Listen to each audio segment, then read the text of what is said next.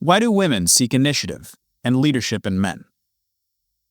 The common answer is that women want to be led, to follow.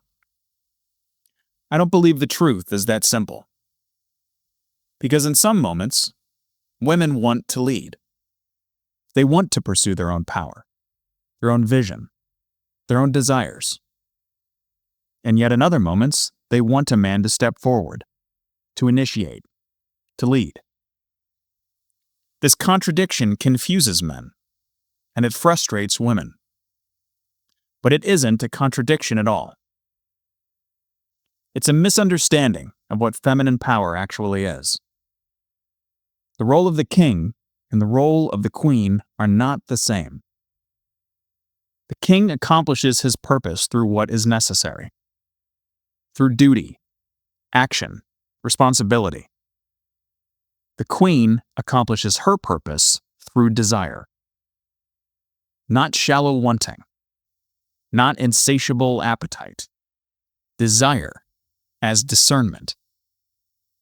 Desire as judgment of what should exist in her life and what should not. This is where the tension between men and women lives. Women are often drawn to initiative in men. Yet, when initiative shows up in ways they don't trust, or in excess, they call it unhealthy, controlling, or toxic. Men hear this and feel confused, and rightfully so, because the very thing they're told women want is the thing they're criticized for expressing. But often what women are reacting to is not initiative itself. It's who the initiative serves. The fear is not leadership in men. The fear is a king who serves himself. A man who rules from power and control, not from a sense of responsibility. A king who expects the world to orbit him. That model is outdated, but often requires expert discernment to detect. The discernment of a queen. Because real leadership is not the king being served by all. It is the king serving the queen and the realm through necessity, and the queen serving the king through desire. Here is the exchange no one wants to say out loud. The king serves the queen by doing what is necessary. The queen serves the king by revealing what she truly desires. If that sentence creates a feeling of resistance in you, good. Focus on that feeling. Study it. Because it points to how deeply this dynamic has been corrupted. Most people now hear the word serve and imagine subjugation, exploitation, or a loss of self. But service, in a healthy dynamic, is not submission. It is contribution. A major reason modern relationships stall is that no one wants to move first. Both sides wait. Men wait to see if their efforts will be appreciated. Women wait to see if the space they enter will be safe. So both hold back. Both ask, what do I get? But leadership, masculine or feminine, never begins with a reward.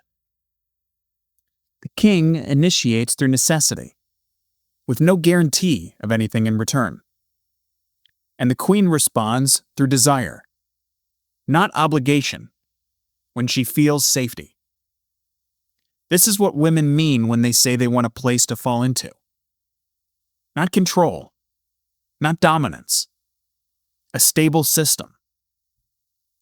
The queen is not a sidecar, not a subject, not a follower. She is the calibrator.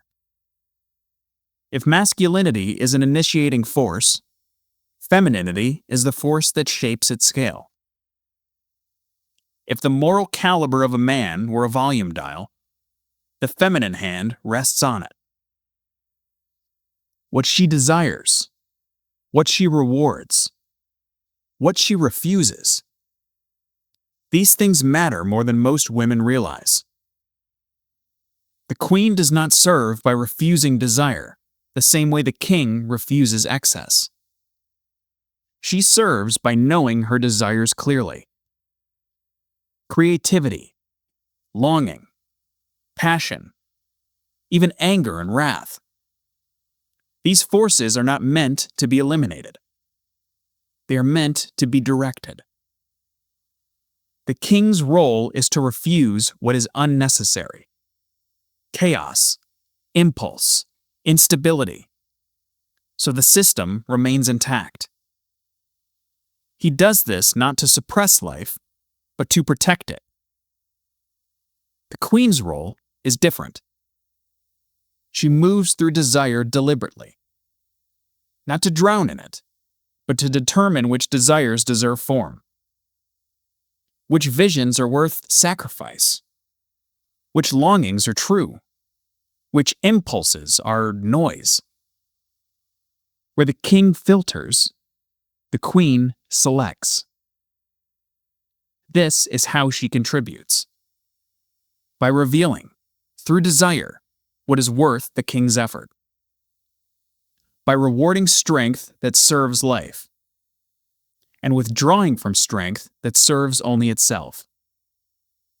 Not through obedience, not through control, but through discernment. The king is motivated by duty, by what must be done to keep the system stable. The queen is motivated by meaning, by what makes that stability worth having. Without the king, desire becomes uncontained and destructive. Without the queen, duty becomes hollow and joyless. Together, they create something neither can sustain alone. Order with vitality. Structure with life. That is the balance. That is the exchange. That is what it means to be a queen. If this resonated with you, I invite you to join me here for future videos as we continue to explore this dynamic. Until next time, ladies, gentlemen, be good to each other.